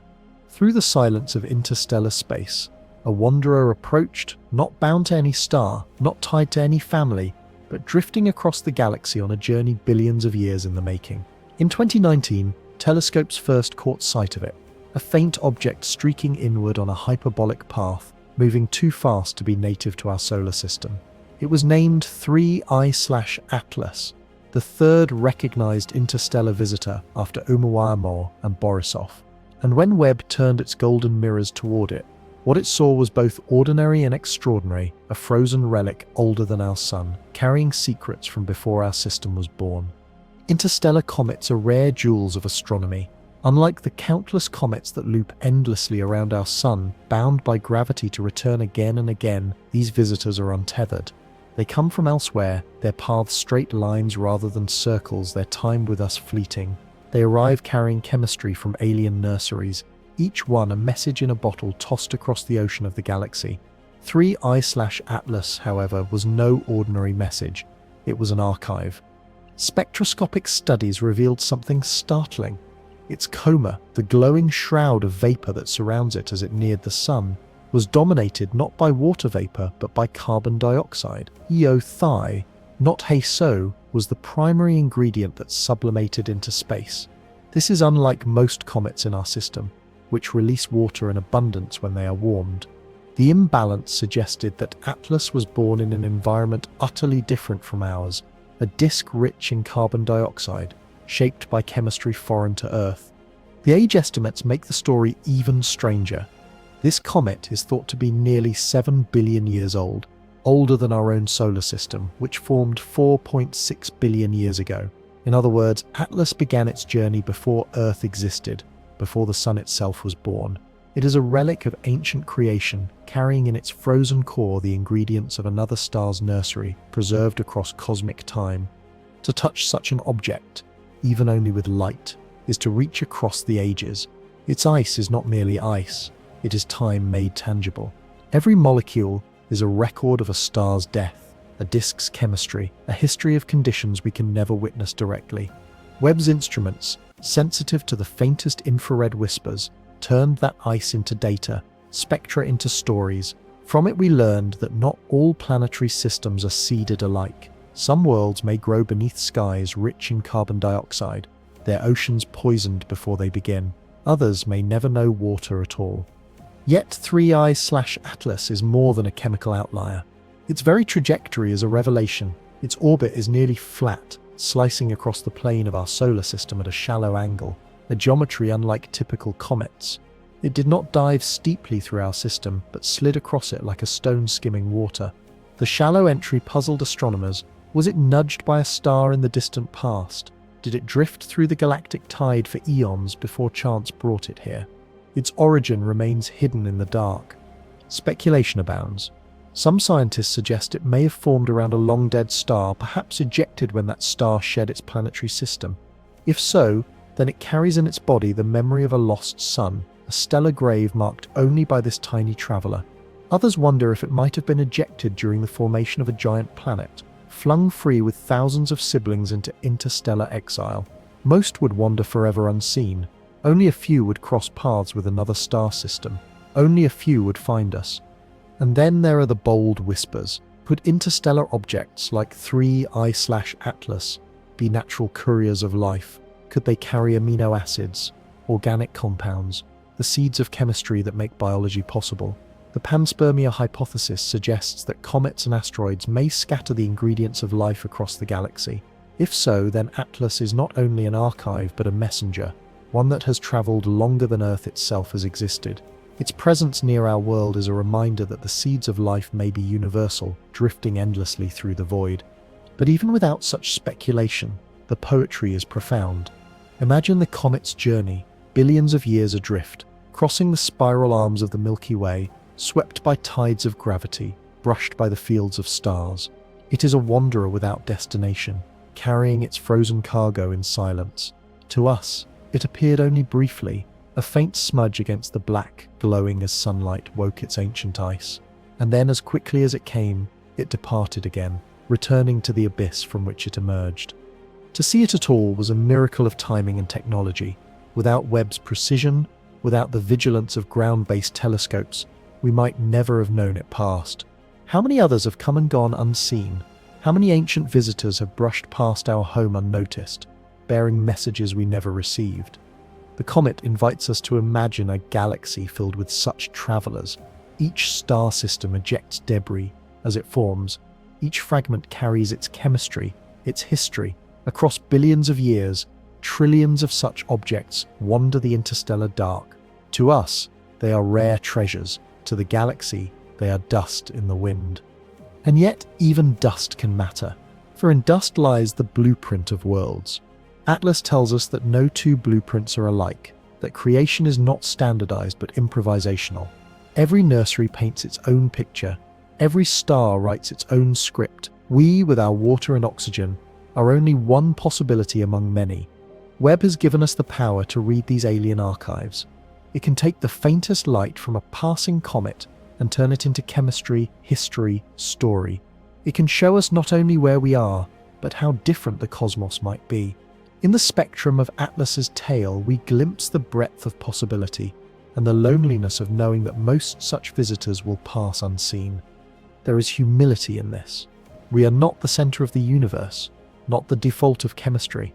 We are one variation among countless others, one branch on an endless tree. The ancient visitor is a reminder that the galaxy is older, richer, stranger than we can fathom, and that our story is not the only one written in its pages. As 3I/Atlas receded into the dark, fading from view, it left behind only data, but also wonder. A comet older than Earth, carrying chemistry not our own, slipping quietly through our skies.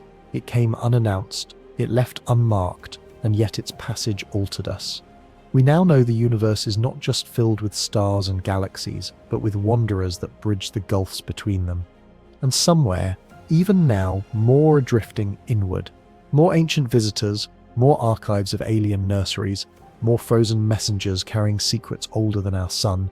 In the black between stars, where silence stretches unbroken for light years, Webb has found a world that glows with storms beyond imagination. It is not bound to a star, not tethered to the comforting pull of a sun. Instead, it roams alone, a rogue planet, massive, dark, and radiant in strange ways.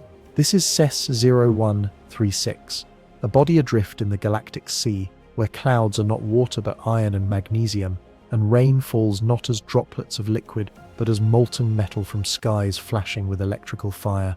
To the eye of Webb, C0136 flickers with an unearthly glow.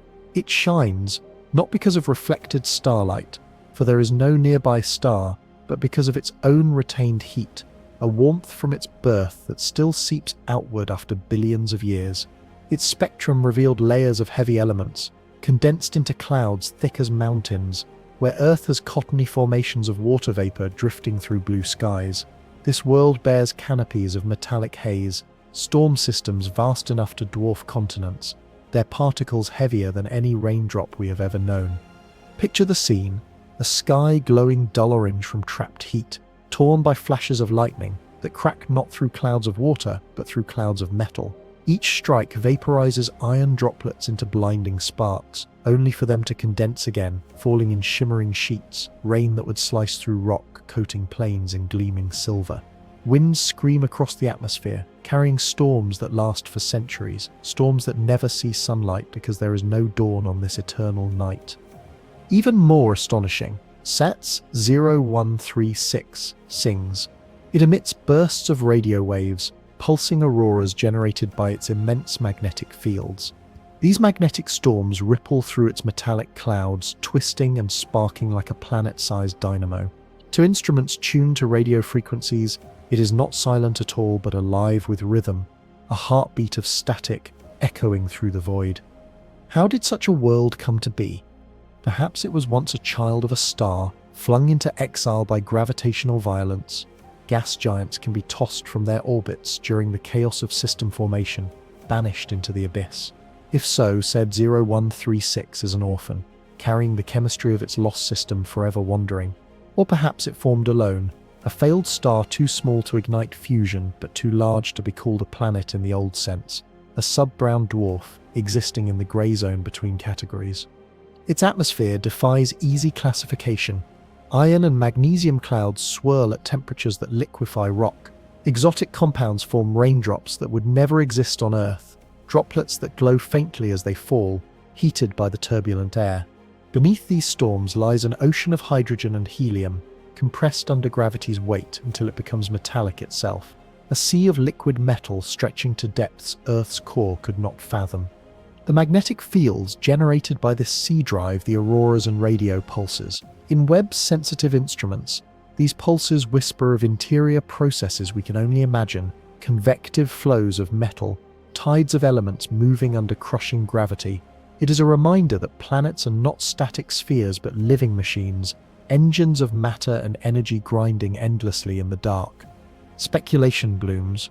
Could such rogue planets, with their intense heat and magnetic fields, be oases of chemistry in the interstellar void? Without a star, they do not freeze entirely. Their interiors remain hot, their atmospheres dynamic. Perhaps under their heavy skies, pockets of stability form. Could there be layers, deep within, where conditions allow complex chemistry? Could life cling to such shadows, feeding not on light but on heat and magnetism? To us it seems impossible, yet extremophiles on Earth thrive in conditions no less hostile: boiling vents, acid pools, radiation-blasted caves. If life can survive where metal rains and auroras rage, it would be unlike anything we know, creatures of fire and storm, chemistry written in elements we call uninhabitable. Others push the idea further. Rogue planets like said 0136 may be common, cast adrift in numbers that dwarf the stars themselves. If so, they could serve as carriers of habitability, moving silently through the galaxy, each one a laboratory of exotic processes. Some may carry oceans sealed beneath thick ice, warmed by their interiors, hidden sanctuaries for life. Others may harbour atmospheres dense enough to trap heat for billions of years. A galaxy full of rogue worlds would mean the universe teems not only with stars and their systems, but with wanderers, dark and uncountable. And what of the storms themselves? The thought of metallic rain is both terrifying and sublime, droplets heavier than bullets falling in sheets, reshaping landscapes in moments. Lightning arcing across skies, thick with iron, sparking brighter than any storm on Earth. Entire mountain ranges might glisten with metallic coating after centuries of such weather. On Earth, rain erodes stone. On CRO 136, rain might build it, layering planets in gleaming armor. The metaphor is irresistible. Where Earth wears water like a veil, this rogue world wears metal like a crown. Its storms are its jewels, its auroras, its song, its rain, its terrible poetry. It is a planet as much myth as reality, a place that would seem at home in ancient legends, the forge of Hephaestus, the hammer of Vulcan, the alchemical dream of worlds where skies rain iron. Yet to Webb, it is no myth. Its data are clear, its signals undeniable. The storm is real, the metallic clouds are real, the rain of iron is real. The universe, it seems, does not need imagination to invent its myths. It creates them in the fabric of matter itself. Some astronomers suggest we may one day detect such rain directly through the spectral fingerprints of droplets as they fall. Others dream of missions to rogue planets, though the distances are daunting. But even if we never touch one, the knowledge alone expands us. To know that such places exist is to know that the universe is vaster, stranger, and more creative than we ever dared. And perhaps, in their strangeness, they teach us humility. We live on a world of gentle water, skies of blue, rains that nourish rather than destroy. But we are the exception, not the rule. Most of the cosmos is not gentle. Most of the cosmos is fire, storm, silence, and rain of metal. Still, even in such ferocity, there is beauty. The rogue planet, CES 0136, is not a nightmare, but a wonder. It reminds us that nature is not bound by our comfort, that creation will explore every path, no matter how violent, no matter how alien. Its storms are not chaos but artistry, its rain not punishment but invention. And as Webb continues to watch, more such wanderers may appear. Each one will carry its own storms, its own auroras, its own strange song.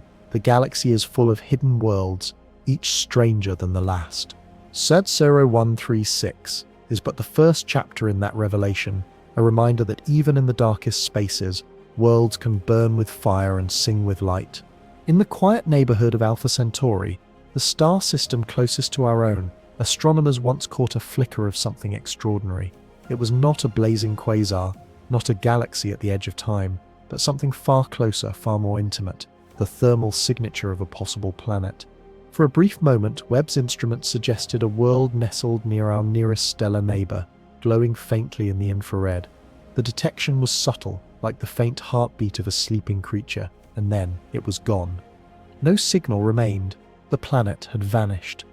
What could it mean, this strange disappearance? Some insisted that it was no planet at all, only a trick of dust clouds drifting between us and the stars. Others argued that the object may still be there, cloaked temporarily in veils of gas or shadow, invisible to our instruments. A few even dared to suggest something more exotic, that the signal was real, but transient, a world that flickered in and out of existence. The mystery is unsettling, precisely because of its closeness. We are accustomed to strangeness at the edges of the universe, where light is faint and ancient, where interpretation is always tentative. But this was Alpha Centauri, only 4 light-years away, the very system most often imagined as the first destination for human explorers. To find mystery there is to find it at our doorstep. Imagine the excitement when the signal first appeared. A planet around Alpha Centauri would be monumental. Even a barren, rocky body would ignite dreams of exploration, a foothold in the nearest system. And yet, just as quickly as the excitement rose, it collapsed into silence. The data no longer showed what had seemed so clear. What once looked like a beacon was only absence. One explanation is orbital trickery. Perhaps the planet swings in an eccentric path, moving behind its star or slipping into a shadow that conceals its heat from our view. If so, Webb may have glimpsed it, only briefly, catching a flash of warmth before geometry betrayed us. Future observations could reveal it again, rising once more into detection. Another possibility is that what we saw was a veil of dust, heated and glowing faintly, masquerading as a planet. Such veils are common around young stars, but Alpha Centauri is mature. For dust to glow, there would mean a collision, an asteroid shattered, a disk briefly lit by debris. If so, then we did not see a planet, but the aftermath of violence. And then comes the stranger possibility. What if the signal was real, but the object is transient? There are speculative models of worlds composed of fragile ices, bodies that outgas so fiercely when warmed that they dissolve over time. A world that is half planet, half comet, slowly unraveling as it circles its star. Such an object could appear in one observation, only to fade in another, evaporating into invisibility. Some whisper of even wilder ideas. Could it be a gravitational mirage, a lensing effect caused by the bending of light near a star? Could it be a rogue planet passing through the system, briefly lit and then gone? Or, in the most daring of imaginations, could it be artificial, the signature of something not natural at all, a structure built and moved, appearing only briefly in Webb's gaze? Science, of course, is cautious. The official line is skepticism. The signal is likely noise, an error, or a transient dust veil. Yet even in that caution, the excitement remains, for the very fact that Webb can detect such faint signatures in a system so close is astonishing. If a false positive this time, then next time perhaps not. The technology works, the dream remains. There is a metaphor here. The universe often gives us glimpses, brief flashes of possibility, only to take them away again. It teases us with mysteries, forcing patience, demanding humility. The vanishing signal at Alpha Centauri is one such tease, a reminder that certainty is rare, that the cosmos is not obliged to reveal itself on our schedule. And yet, there is beauty, even in uncertainty. To think that we may have glimpsed a world and lost it is to feel the poignancy of impermanence. Like seeing a firefly in the night, glowing once and then gone, leaving only the memory of light. The cultural resonance is deep. Alpha Centauri has always been the symbol of our first steps beyond the solar system. To find mystery there is to find a reflection of our own longing. Whether or not the planet is real, the very idea of it stirs us. A world so close, waiting, hiding, or gone. Perhaps in the end, that is the true lesson. Discovery is not only about answers but about questions. The vanishing signal may not be a failure but an invitation to look closer, to watch longer, to imagine more boldly. It is a reminder that the universe is alive with possibilities, many of them fleeting, many of them elusive. And in its disappearance, there is also hope. For if one signal flickered once, another may flicker again. If not in Alpha Centauri, then in Proxima, or Tau Ceti, or another neighbor. The search continues, sharpened by the mystery, driven by the knowledge that we are on the edge of revelation. The vanishing signal leaves us suspended between wonder and doubt. Was it real? Was it illusion? Perhaps time will tell. Perhaps Webb will catch it again, or another telescope will confirm it. Or perhaps it will remain forever a whisper, a story of light that almost was. But whether true planet or phantom, its presence has already done something remarkable. It has reminded us that discovery is not a straight line, but a dance of glimpses and losses, appearances and vanishings.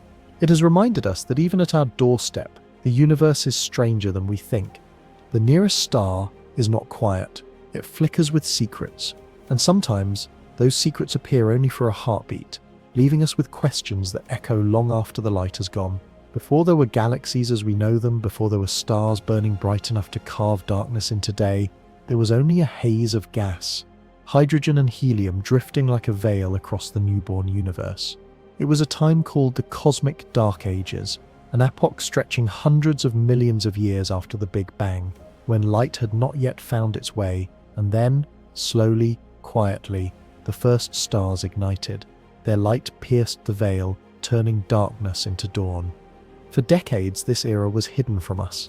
The first galaxies were too faint, their photons stretched and reddened by billions of years of expansion. Our instruments saw only shadows, only hints of what might lie beyond. But Webb's eyes, tuned to infrared, have now reached into that ancient veil. It has shown us galaxies from the universe's infancy, some born only 300 million years after the Big Bang, fragile sparks surviving across 13.5 billion years of distance. These galaxies are small, chaotic, irregular.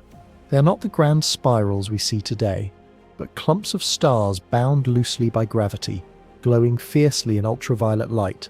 In their cores, the first generations of stars blazed. They were giants, far larger than our sun, short-lived and violent. These stars lived fast and died in spectacular supernovae, seeding their surroundings with heavy elements for the very first time. Every atom of carbon, oxygen, and iron in our bodies was forged in the furnaces of such explosions. To see those first galaxies is to see the origin of the matter that makes us possible. Yet, Webb's discoveries brought surprises. The earliest galaxies seemed too bright, too massive, too well-formed for their age. According to our models, the universe in its first half-billion years should have been a place of slow growth, where gravity gathered gas into stars gradually. But Webb found galaxies shining as if they had already matured, their stellar populations more advanced than theory allowed.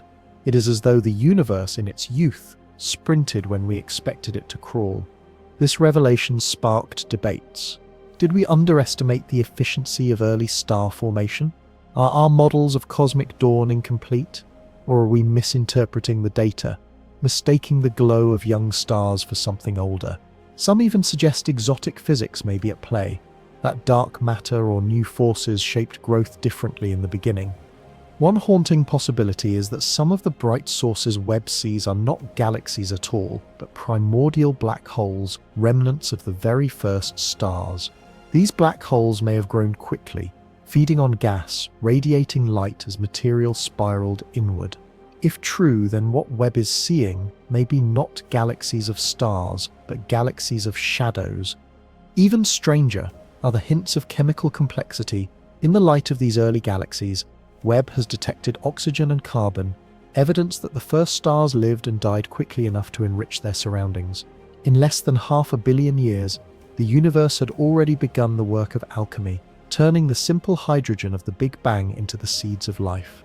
It suggests that the path from chaos to complexity is shorter than we imagined. Speculation blooms here too. If elements essential for biology appeared so early, could the processes leading to life have also begun early?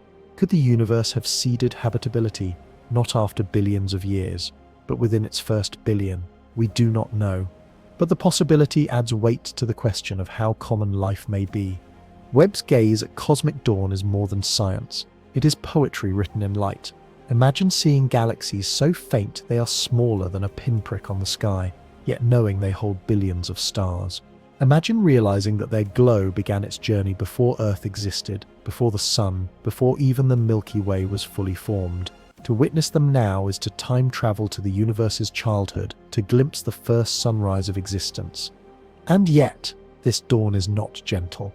The first stars were violent, their radiation stripping electrons from atoms, reionizing the cosmos in a process that transformed the very fabric of space. It was a dawn not of quiet light, but of fierce energy, a burning away of the fog that had cloaked creation. The echoes of that transformation ripple through space still, in the faint background of cosmic microwave radiation, in the arrangement of galaxies, in the elements of our bones. Some mysteries remain vast. How exactly did the first stars ignite from the smooth gas of the early universe? What role did dark matter halos play in gathering material?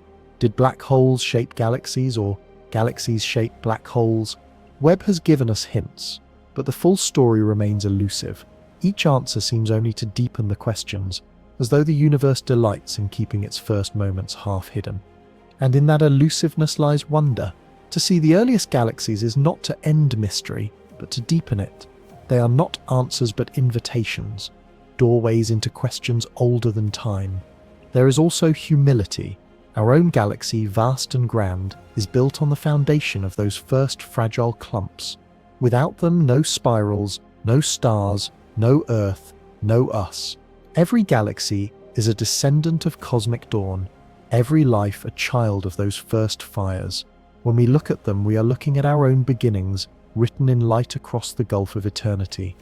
The echoes of cosmic dawn whisper to us that the universe wastes no time in creating, that even in its youth it was already bursting with stars and complexity. They remind us that our existence is not late but early, that the cosmos has been fertile almost since its birth. And as Webb continues to peer deeper, perhaps it will find the very first light itself, the true moment when darkness gave way, when the first star pierced the void. To see that would be to witness creation not in myth but in reality, the first spark of a universe that has grown into all we know. For all its order, the universe is not always obedient. Light, the very thing that should move straight and true across emptiness, sometimes bends, splits, magnifies, even multiplies itself. It is not a failure of physics, but a revelation of it. The consequence of mass warping the fabric of space-time. Einstein predicted it. Webb confirms it again and again. These events are called gravitational lenses, and they have transformed our view of the cosmos into something stranger, richer, and far more paradoxical than we expected. In Webb's deep images, galaxies sometimes appear distorted, stretched into glowing arcs, their shapes smeared like paint pulled across glass. These are not tricks of the camera. They are the result of intervening clusters of galaxies, bending light from even more distant sources. In some cases, a single galaxy may appear as 3, 4, even a dozen copies, scattered around the lensing cluster like reflections in a cosmic mirror. This bending of light is not mere curiosity. It allows us to see farther than ever before. The magnification effect of a gravitational lens can boost the brightness of galaxies that would otherwise be invisible, letting Webb glimpse the faint sparks of cosmic dawn. Entire research programs now rely on these natural telescopes, using clusters of galaxies as lenses to peer deeper into time. Without them, much of the early universe would remain hidden. But lenses also confuse. They create illusions, duplications, and distortions that must be unraveled carefully. A single object may masquerade as many. A distant galaxy may appear larger, brighter, and older than it is. Sometimes we do not know whether we are looking at one thing or several, reality or reflection. In the warped lens of space-time, truth and mirage blur together. Even stranger, Webb has revealed lenses where the distortions are so extreme they challenge models of gravity itself. In some clusters, arcs appear where no mass should be. Light bends more sharply than theory predicts. Some suggest that unseen dark matter clumps are at work, invisible concentrations of mass distorting the path of light. Others whisper of new physics, that gravity itself may behave differently on cosmic scales than Einstein imagined. The debate continues, sharpened by every new Webb image. And then there are the rarest cases, Einstein crosses and Einstein rings. These occur when a distant object aligns perfectly with a massive lensing galaxy. The result is a single source of light, appearing as multiple points arranged in a cross, or as a perfect circle surrounding the lens. Webb has captured such alignments in exquisite detail, their symmetry both eerie and sublime. To see them is to see geometry written into the cosmos, mathematics painted in light across the void. What Webb reveals is not only beauty, but strangeness.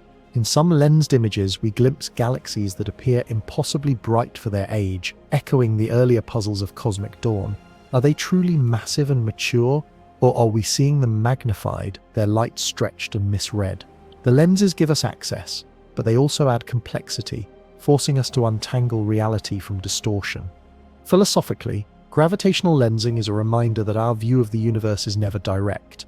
We see through layers of glass, through warped and curved space-time. Every photon we catch has been bent, delayed, shaped by the journey. What we call observation is, in truth, interpretation, the art of reading distorted signals and guessing the reality behind them. And yet, there is wonder in this distortion. It is as though the universe has given us a gift, natural telescopes scattered across space, magnifying its own secrets for us to find. Without lenses, we would never see the faintest galaxies, never glimpse the earliest light. The warping of reality itself becomes our ally in discovery. Some speculative minds go further. If gravitational lensing can magnify distant galaxies, could it not also magnify something even stranger? Some have suggested that advanced civilizations might one day use stars or black holes as intentional lenses, turning gravity into the ultimate telescope. Others wonder if perhaps we already see such effects, signals magnified by alignments we do not yet recognize. Could a flicker we dismiss as noise be, in fact, a transmission carried to us by the bending of space-time itself? For now, such ideas remain imagination, but they are fueled by the same spirit that looks at Webb's images and sees not only science but story. To watch light break its own rules is to glimpse the pliability of reality. Space is not empty stage but living fabric, bent and shaped by mass. Light is not an untouchable constant, but a traveler subject to the will of gravity. Imagine standing within such a lens, near the heart of a galaxy cluster. The night sky would shimmer with distorted arcs, galaxies stretched into ribbons, some repeating across the heavens. It would be like standing in a hall of mirrors built not of glass but of space-time itself. Every direction would hold echoes of the cosmos, some real, some reflections. Orientation would collapse, truth and illusion braided together in one tapestry. Webb's role in this revelation is profound. Its infrared vision sees not only the light of galaxies, but the very bending of that light, the fingerprints of gravity etched across the sky. In its images, we see Einstein's equations come alive, not as abstractions, but as glowing arcs of starlight billions of years old. But as always, each discovery opens deeper questions. Why do some lenses reveal more light than expected? Why do arcs appear sharper, brighter, more frequent than our simulations predict? Is dark matter clumping in ways we do not understand? Or is gravity itself telling us something new, something that would rewrite the very foundations of physics? The answers may not come quickly, they may never come fully, but perhaps that is the point. Lensing shows us not only galaxies, but the limits of our knowledge, the boundaries of comprehension. It reminds us that light, though constant, can still surprise us, still humble us, still reveal that the universe is stranger than theory alone can contain. And so, when light breaks the rules, we are not betrayed. We are invited to see deeper, to think broader, to let go of certainty and embrace mystery. For in the bending of photons, in the arcs and rings of lensed galaxies, we glimpse not only the structure of the universe, but the creativity of nature itself. Webb has shown us that even the straightest path, the path of light, can be bent, that even the most predictable rule can be reshaped. And in that bending, in that breaking, in that shimmering of arcs across the black, we find beauty. Beauty not in perfection, but in distortion. Not in simplicity, but in paradox. At the edge of Webb's vision, where the faintest galaxies appear as smudges of light stretched thin by billions of years of travel, we meet the limit of sight. Not the limit of the universe itself, but the limit of what light can show us. Beyond that horizon, photons have not had time to arrive. Beyond that horizon, the universe is still hidden. And yet, even this hiddenness speaks. Because what Webb reveals, more than any single discovery, is that there is always more. The cosmos has no neat ending, no final border where mystery halts. Every image Webb delivers, no matter how deep, points to something deeper still. Every galaxy it resolves is but one among trillions, each holding its own billions of stars, each a potential cradle for life or silence or something stranger. In its deepest surveys, Webb has captured galaxies that existed less than 400 million years after the Big Bang. But even those are not the first. They are the faintest we can see, not the faintest that exist. Somewhere beyond lies the true first light, the moment when the cosmic dark ages gave way to illumination. We chase it, but it recedes, like a horizon always just beyond reach. This endlessness is not only spatial but temporal. The universe is still expanding, still evolving. Galaxies race away from us, their light red-shifted into invisibility. Some have already crossed the threshold, their signals stretched so far that they will never reach us. They are gone from our view forever, though they still exist, burning and colliding, shaping stars and worlds we will never know. The observable universe is shrinking in possibility, even as it expands in space. This paradox weighs heavy. It means there are entire regions of creation forever sealed from us, truths we can never access, stories we can never read. Yet perhaps this is fitting. Perhaps infinity must remain infinite, always giving us glimpses but never closure. Webb's discoveries remind us that horizons are not walls but invitations. Each one shows us the boundary of knowledge, and each time we approach, the boundary shifts. We thought Hubble's deep field was the farthest we could see. Webb shattered that boundary, revealing galaxies older and fainter. Now Webb too will find its own limit, until some future instrument breaks it again. In this way, science is less about arriving and more about endless journeying. The horizons are not only physical but philosophical. If there are infinite galaxies, infinite worlds, then what of meaning? Are we a trivial accident in a sea of repetition? Or does each consciousness, each flame of awareness, matter all the more because it arises against such overwhelming odds? These questions are not answered by spectra or data. They linger in the silence between discoveries, in the nights when we stare at Webb's images and feel small, and yet also feel connected to everything. Even time itself is a horizon. We can look back nearly to the beginning, but not through the beginning. We cannot yet see what came before the Big Bang. If such a concept even has meaning, did time itself begin there, or was it only a transition, one cycle among many? Some theorists speak of bouncing universes, others of multiverses, others of quantum fluctuations in an eternal sea. Webb cannot answer these questions, but it frames them in sharper relief. For every galaxy it shows us, every star, every arc of lensed light, is a reminder that all this arose from something, and that something remains elusive. And then there are horizons closer to home. The search for exoplanets, for habitable worlds, is still in its infancy. Webb has begun to probe their atmospheres, to sniff the air of alien skies, to look for water, methane, carbon dioxide. Already it has revealed strange chemistries, atmospheres thick with toxins, planets boiling under relentless suns. But it has also shown us the possibility of Earth-like worlds hidden among the glare of distant stars. The horizon of discovery here is intimate. The possibility of finding a true twin of Earth, or something entirely unlike us yet still alive. The most profound horizon is within ourselves. For all that Webb shows us, the act of seeing is ours. Light travels billions of years only to fall on a mirror of gold, to be turned into data, to be transformed into images. And then finally it becomes awareness. Without us, the light would still exist, but not the story. Horizons are not only about distance, they are about perception. The universe waits to be seen, but meaning emerges only when we look. As Webb's mission continues, it will push these horizons further. It will capture the faintest galaxies yet, the smallest exoplanets, the strangest chemical fingerprints.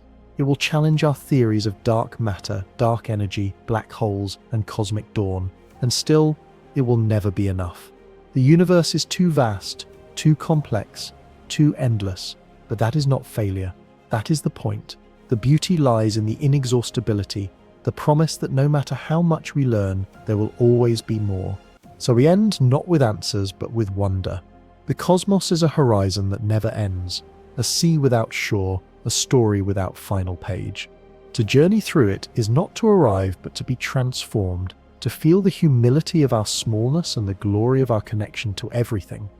And now, as the pace of discovery slows in this narration, let us soften the light. Let us step back from galaxies and stars and return gently to where we are. Breathe, and remember, you are a part of this universe, made of the same atoms born in those first stars, carried across billions of years to be here. Now, the same light web captures also streams through your eyes, also stirs your heart. The horizons you see in the night sky are not distant only, they are within you. Rest now with the comfort that the universe is vast, eternal, endless in mystery. Rest with the knowledge that you are not separate from it, but woven into it. A note in its infinite song. Rest and let the horizons carry you into dreams.